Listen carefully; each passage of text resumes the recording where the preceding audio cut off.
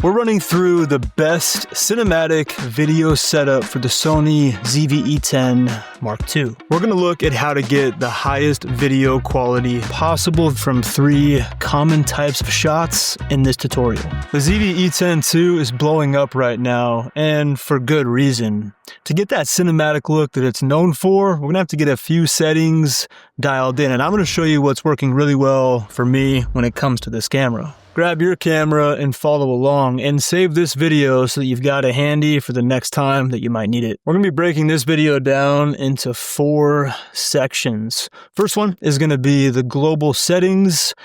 Next, we're going to take a look at all the settings you need to get like a locked off interview style talking headshot like you're looking at right now. After that, we'll look at the best settings for vlog style shots, and then we're going to end it with cinematic slow motion. Each section builds on the last, so by the end, you'll have a setup that works for almost any type of video that you want to make. For the global settings, we're going to dive into the camera menu, and I'll show you all of the settings that I change from the default settings that come out of box. Regardless of what type of shot that I'm doing, I don't change every setting in the camera from what it comes out of box defaulted to, so if I don't talk about it in this section and change it, it's because I just leave it how it came. As we go through this, on the left we have these icons that have their title up top. As an example, this camera icon is the shooting menu. I'll mention that as we go through. And then when I push to the right, we get into the actual settings in that container. Cool?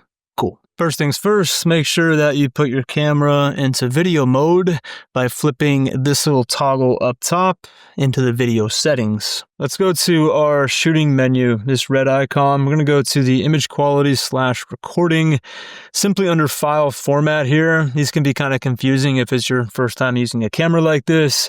First off, we're probably going to be using one of these 4K options. That's the highest resolution this camera can produce. And there's a few here. You have XAVC-HS, XAVC-S, and XAVC-SI, all those being the 4K. XAVC-SI is arguably the best video quality possible. It's also going to be large file sizes that are going to chew up your SD or computer space or hard drive space or whatever you're doing for storage. They're great, but they're massive files, and to be honest with you, I don't notice a huge difference between the two.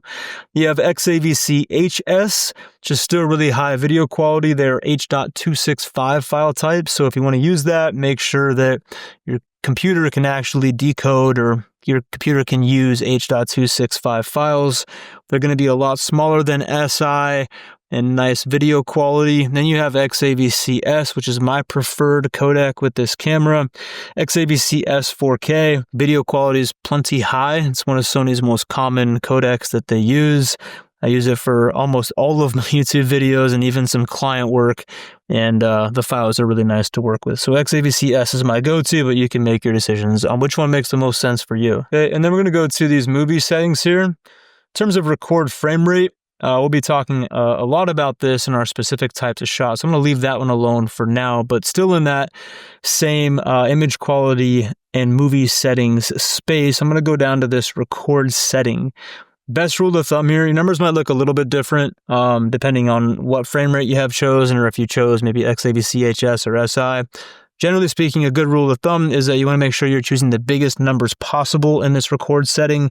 So in this case, I have an XAVC-S at 60 frames a second. In this case, for me, that happens to be 200 megs at 422 10-bit. So the biggest numbers, 200 is bigger than 150, and 10-bit is bigger than 8-bit.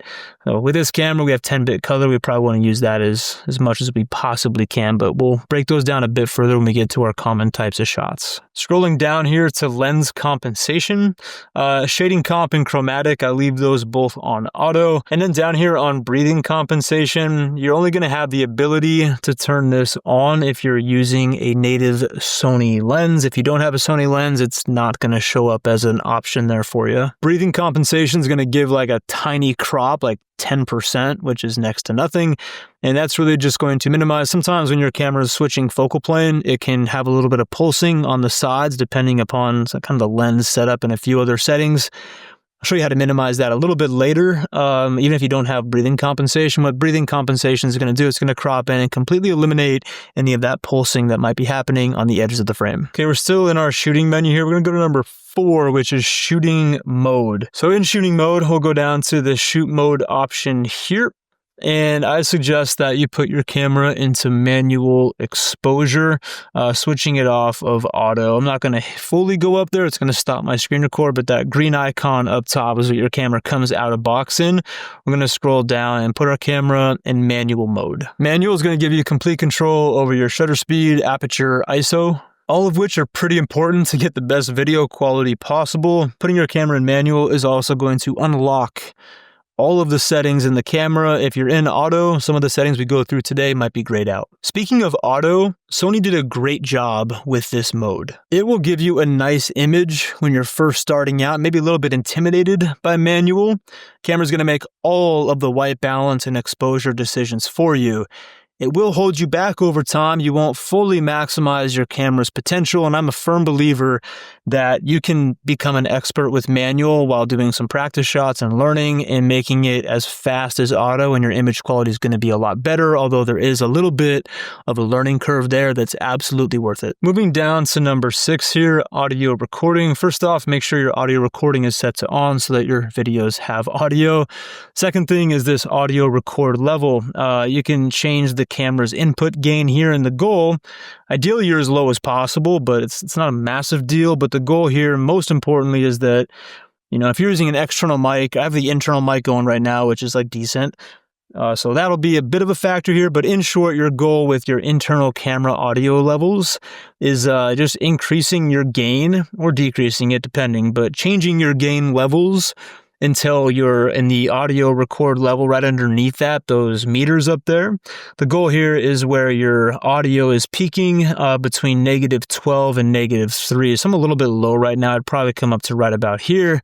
And now I have my audio levels kind of landing between -12 and -3. Moving down to wind noise reduction, I turn that setting completely off. I don't want the camera trying to digitally change my audio if it thinks there's wind and might mess the track up. It's not a huge deal, but I found that that's best when you turn that off. If you're in windy conditions and you're using the on-camera microphone, just use the provided dead cat windscreen and it does a pretty good job of cutting out your wind noise. And then you have microphone directivity. So let's explain these and then auto will make more sense. This is a cool little feature on this camera. Rear, that microphone is only going to be picking up what's behind it, right? So right now, like how I'm actually looking at the camera is perfect, but picking up what's behind it. All directions is omnidirectional, meaning it's picking up audio from 360 around the microphone. Then you have front. Good example there is maybe like a vlog style shot. You'd want the microphone to be trying to target only audio in the front, not picking up any background noise. You also have auto, where the camera is going to be guessing and making its own choices. I'd encourage you to choose the one that makes sense for the type of shot that you're doing. Next, we have shooting display. So just scrolling down here to number 10.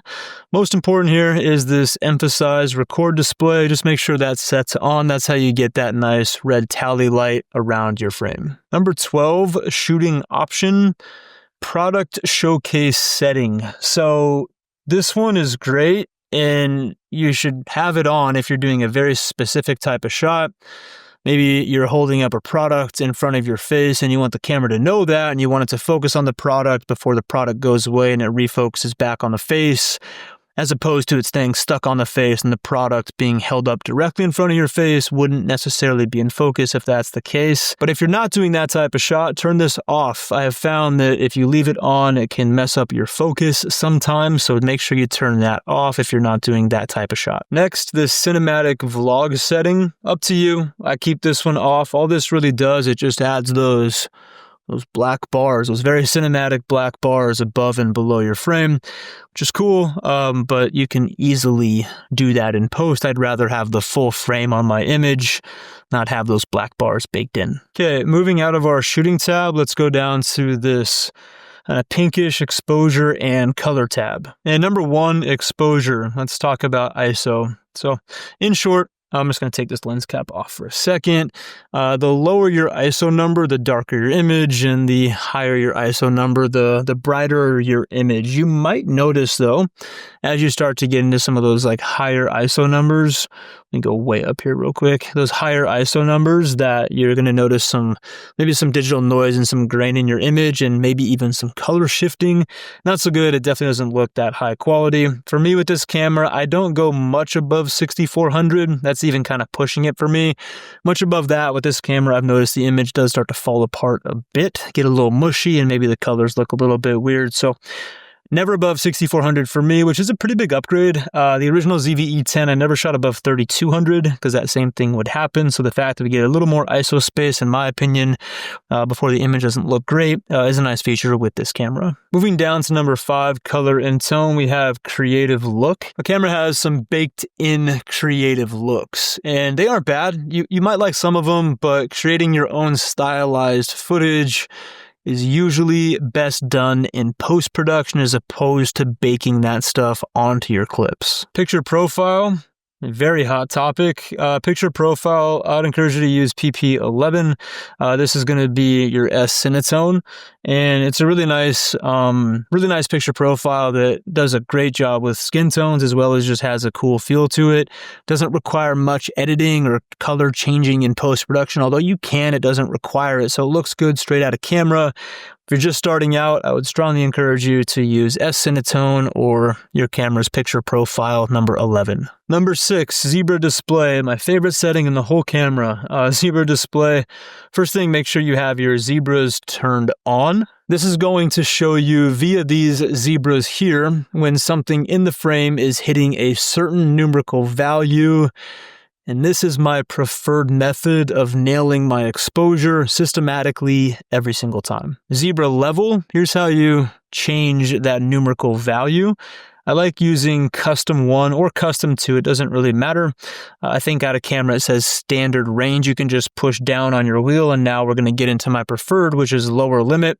And then you can change your numerical value for what value the zebras start to show up in the frame. But how do you know what level to set things to in the first place? This is the Ansel Adams exposure chart, and I'll put a free link down below if you want to download your own copy. But it's going to tell us numerically what things, almost anything that we're ever going to shoot, what it needs to be exposed to from a numerical value perspective, which sounds familiar, right? And yes, those numerical values match our zebra levels that we're setting and choosing depending upon what we're shooting perfectly. So for my skin tone, I would set my zebra levels to 70, right? My skin tone is 70 on the chart, so I would set my zebra levels to 70.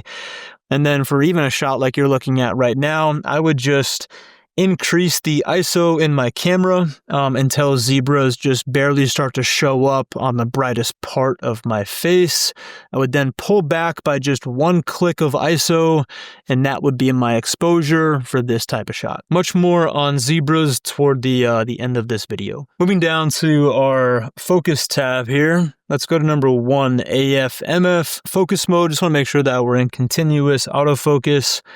Not messing around with manual, especially if you're just starting out. And let's go ahead, and I'll talk a lot about these two when we get to our common types of shots, but let's move down here to focus area. Okay, focus area, the camera comes out of box with a bunch of different settings here. Number 1 is wide. That's going to use the entire frame to find something to focus on, but we can narrow that down a bit, which can be quite helpful. We have zone, and once you click that, you can actually choose and limit the camera focus area to a very specific part. Right now, I just put that right in the middle. You can limit what parts of the frame it uses to get focus. Next, you have center fix, which is right in the center.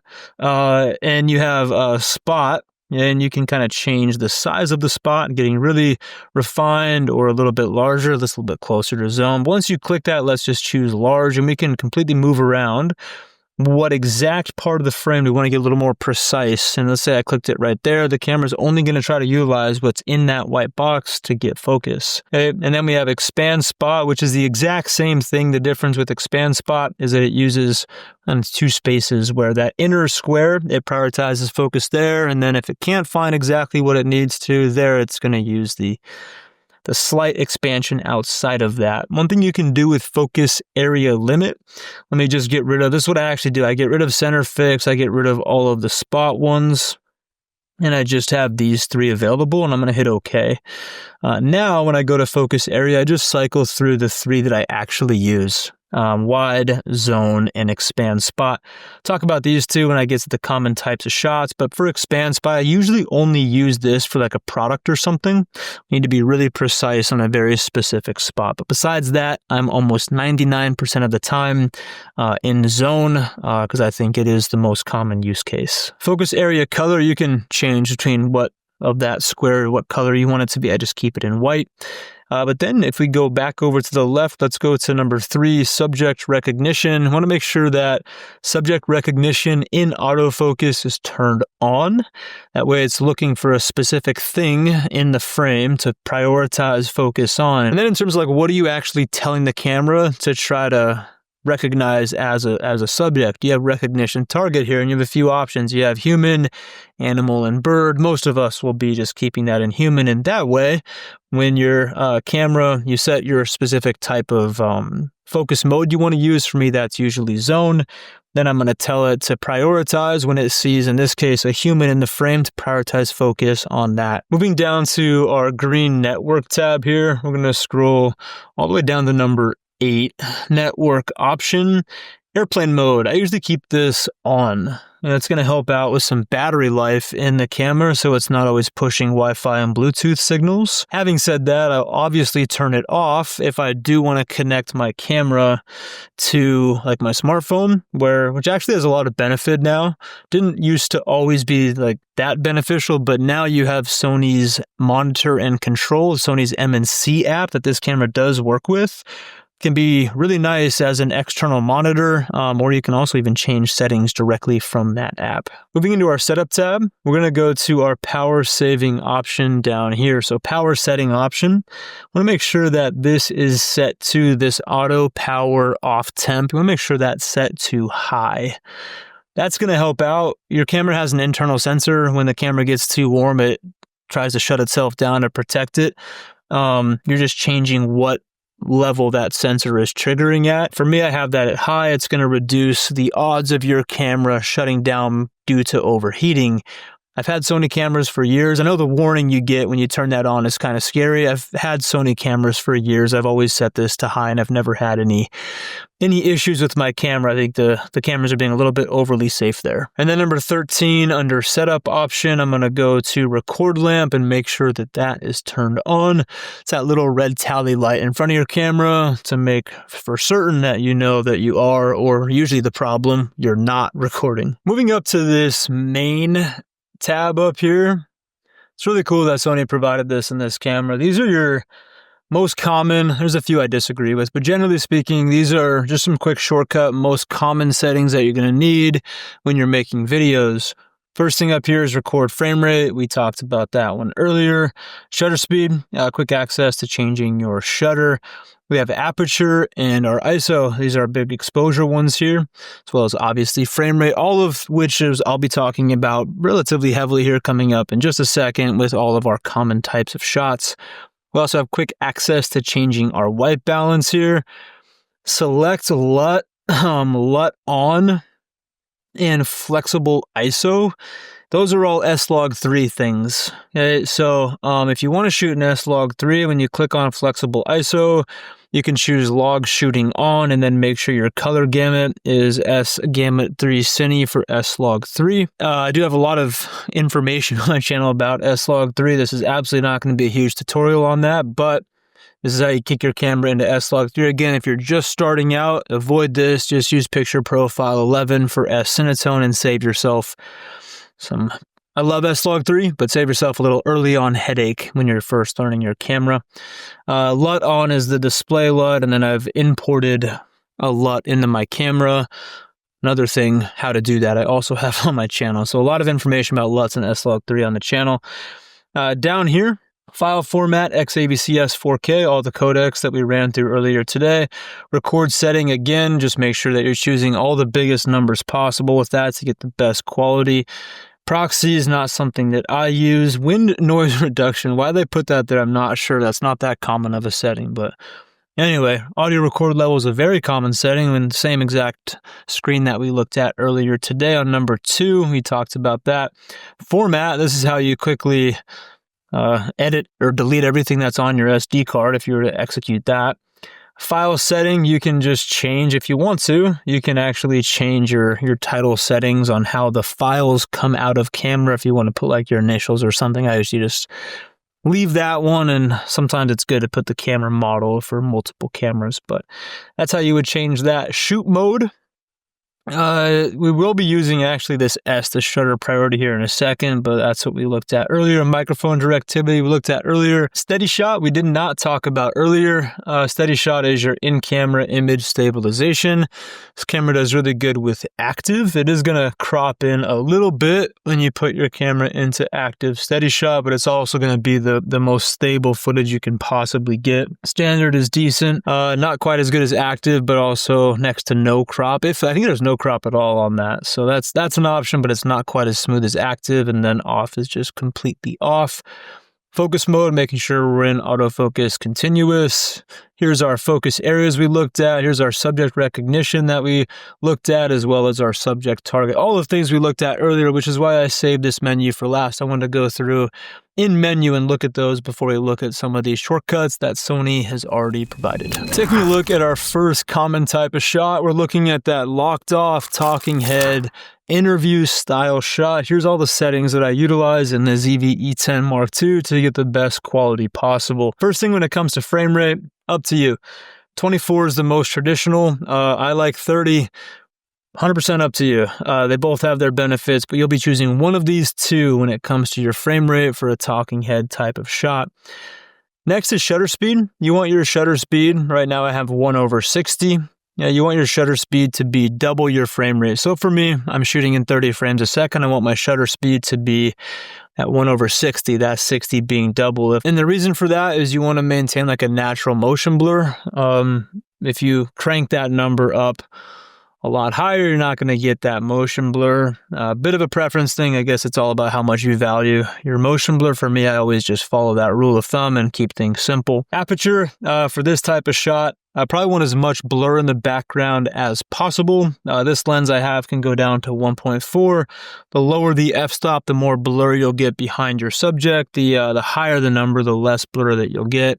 Image will also get a lot darker, but for me, I'm going to go as low as my lens will let me to get as much blur as I can in the background. When it comes to ISO, I'm just going to be using the right ISO to get the exposure via zebras that we talked about earlier. When it comes to white balance, this is something where in this shot like y'all are looking at right now, I know that my key light is 5600 Kelvin daylight balanced. So in camera, your camera is going to be in auto. This is not a setting I use outside of one very specific instance that we're going to actually happen to get into today. But if you scroll down to this C temp/filter, push to the right, you can change your camera's Kelvin value. My best advice for an interview style shot is to match your Kelvin value to the key light, the main light source that is lighting your subject, to match those same numbers there. Moving down here into our steady shot. For a locked off shot, meaning locked off, the camera's on a tripod, I'm just going to turn my steady shot off. I don't need that to be on at all. And then with our focus area, I love zone here, right? And I'm just going to, maybe the subject is off to the left, like the high left. I'm going to put it right there where the subject is going to be. It's going to be really helpful to make sure that the camera only sticks on right on my human subject using our subject target recognitions from earlier. It's going to focus on the eye really nice when it's in that setting, and it's going to reduce the odds that the camera tries to focus on something in the background or somebody maybe walking in front of the frame or something. It's going to reduce the odds that it grabs anything in focus besides what's in that focus area. And also a step further is when we go to making sure our subject recognition and AF is turned on and set to a human. It's going to make sure that in that zone box, it is prioritizing and absolutely sticking focus there. One thing to make our focus even more sticky that I do for a shot like this back in our focus tab here under AF/MF. I would actually take my autofocus transition speed, bring that all the way down to 1. In my autofocus subject shift sensitivity, I'm going to bring that down to 1 locked on as well. So that's what those settings would look like for an interview. Reason for that, I want the focus in camera to grab that subject, and I don't want it to, I want it to be very sticky, locked onto that subject. I want the camera to have a hard time taking focus away from them. Trust me, it's still plenty fast to keep up with whatever's going on. Like a shot like this, there's not much that's going on in the focus. And the main camera y'all are watching it's in the exact same settings that I just showed you guys here. So it's plenty fast, and that's going to make sure that your autofocus doesn't bounce around. And when you get it right, you'll get a high quality shot out of your ZV-E10 Mark II that looks something like this. There's going to be a lot of similarities to our vlog settings as our talking head. 1 or 2 pretty important differences. First off, with my autofocus transition speed and my subject shift sensitivities, I'm actually keeping those the exact same as I do for a interview style shot. Locked on for all the same reasons. For a vlog style shot, there's usually a lot going on in the background. I don't want the camera to try to too quickly grab focus on something else. I want it to try to stay sticky once it's got the right subject. So that's why I keep those there. Back to our main menu here. My record frame rate, again, 24 or 30, up to you. Same thing with shutter speed. If you value natural motion blur, you want that to be double your frame rate. And then when it comes to aperture and ISO, I'm going to come back to those. I actually let the camera do the work for me here. But one thing right below this, while I'm here, that I do change. Oh, by the way, it's for a vlog shot for me. I'm still in XAVC S4K.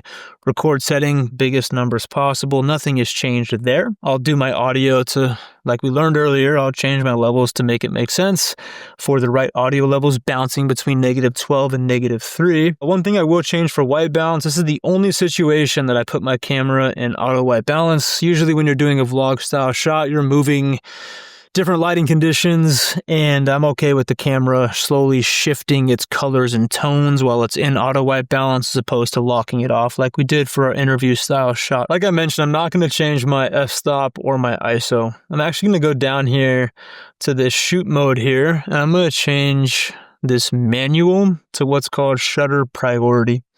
Okay, I'm going to click on shutter priority, and then with my ISO, okay, I'm actually going to be scrolling on my ISO. So the lowest ISO for this picture profile, yours might go actually a little bit lower. I'm in S-Log3, but I'm going to go one click past the lowest ISO possible, and now the camera's in auto. When we're in shutter priority, what the camera's going to be doing is, if you take a look at the f-stop, is at f4 and the ISO is at 800.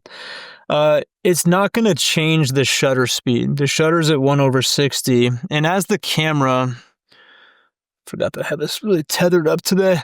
When the camera starts to get in different lighting situations, okay, it's going to be using the ISO and the aperture simultaneously. Okay, the ISO and the aperture simultaneously, to make sure that it maintains exposure. But how do you know like how bright or dark you want it to be, changing the ISO and the aperture? How bright or dark do you want it going? What I do, I actually don't use like the zebra method traditionally for like a vlog style shot. I want the camera to do all the work for me. So what I do, back in my menu under this exposure and color, we're going to go down here to number 2, exposure compensation, and then exposure compensation again. You can change this. I'm just going to put it right at 0.0. And now, right, the camera, when it's changing, if you look at the meter right to the left of the ISO there, it's at 0.0.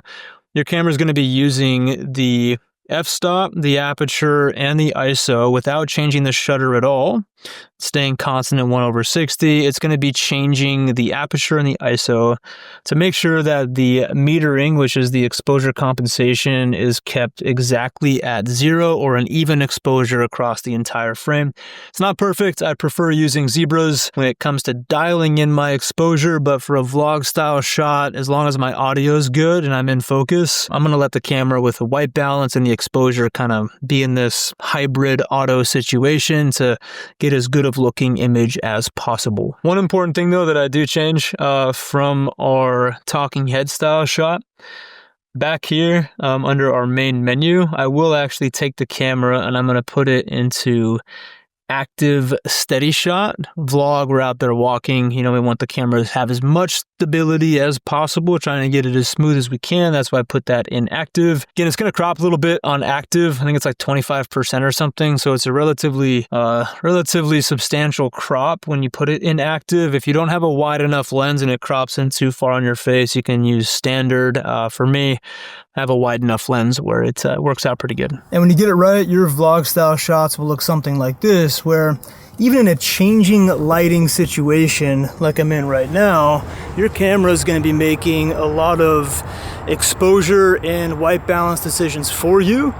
But if you want to keep your aperture numbers really low and get some blur in your background on a really bright situation like I'm in right now, you might want to pick up an ND filter, which is going to help keep those aperture numbers really low. If you want to master your Sony camera and feel like navigating it and accessing the right settings at the right time is on autopilot, so you can get sharp, great looking results every single time, check out my new Master Your Sony Camera in 5 Days course. That course is designed to walk you through everything involving exposure, deep dives into focus, everything regarding white balance, and much more. So if you're stuck in auto mode in your camera, or you want to get really confident with manual so you can get the maximum potential out of your camera, you want to check this course out. You'll get quizzes, practice shots, so that you can get repeatable results that boost your confidence in manual mode. Like Dave, who just finished the course, and here's what he said. Sensed, because I knew you were a great teacher from your YouTube videos, that there would be some stuff that I didn't realize in there. I must have picked up about half a dozen things that were new to me that I could apply. So, and more important than all the sort of sexy things like phantom LUTs and log and all the rest of it, justified my decision, to invest in the course. And he's so right. There's no LUT or color grade or anything that's going to outperform when you just simply nail the fundamentals in your camera. And that's exactly what this course is designed to do. It's the course that I wish I had when I was first starting out. Anyways, bonuses are going to be available for the next 20 enrollments. The link is down below. Now, when it comes to cinematic slow motion, our third common type of shot, a few things I do change. I'm actually going to show you guys the autofocus stuff first. So back over here, we've been here a lot today. This is the time for autofocus transition speed. I'm going to crank it. Autofocus subject shift sensitivity, I'm also going to crank it. Usually with something like you're slowing down, you might be whipping the camera fast or the subject is moving fast, both of which I now want the autofocus to be hyper responsive. So I'm going to be turning that on. What I'm also going to do when it comes to my focus area, I'm actually going to take that focus area and I'm going to use wide. I'm going to use wide and I'm going to touch the subject, like tap the back of the screen to track it, and it's going to track it across the entire frame, making sure that I keep things in focus. And I just cranked up the motors to make sure that they're keeping up with that fast moving subject. Other things I'll change, let's take a look at the main menu here. My record frame rate is going to go up to 60. Higher frames per second, I'll slow that down in post to get that nice high quality slow motion. Shutter speed's got to go up though. Shutter speed's got to go double the frame rate. So for me, that's going to be 1/125, while it's not perfectly double, but it's as close as we can get in this camera. 1/125 at a frame rate of 60p. F-stop, there's a lot of stylistic options here. I'll usually bring it up to around F4 for slow motion. Again, lighting and style choice of blur in the foreground or background are certainly a factor here. But I like F4, fast moving subject. F1.4, right, is a very thin margin of error. I have to get the focus just right. With F4, I have a little more forgiveness if I happen to misfocus a little bit for those kind of rapid fire moving subjects. And the other thing that I'll usually do, unless I have a gimbal or something, just like vlog, is I'm going to make sure that my steady shot is set in active. Even if that does the big crop, usually something slow motion, you can like move how far or close you are, as opposed to like a vlog. If you're in active and it's too tight, you can't really like make your arm longer. But with like something slow motion, you usually have the ability to kind of move around a lot more. I encourage you to be in active if you can. And the combination of active plus the 4K slow motion. I'm also in this one, I'm going to be in XAVC-S 4K again, big surprise. And then choosing the biggest numbers possible when it comes to our record setting. But all that combined, this camera is quite impressive when it comes to slow motion. And when you get it right, you'll get a shot that looks something like this. High quality, very smooth and buttery slow motion coming out of the Sony ZV-E10 II. All of the current camera gear that I use to make these YouTube videos, including what VND filter from earlier that I use, is in the description down below, along with the link to my brand new Master Your Sony Camera in 5 Days course. Just tap that little more button down there and you can see all of that. And if you want to take your Sony ZV-E10 II to the next level with S-Log3, you're going to want to check out this guide. And if you want to deep dive into exposure a bit deeper and zebras, you want to check out this guide, Decisions. Anyways, I'll see you in the next video. Take care. See ya.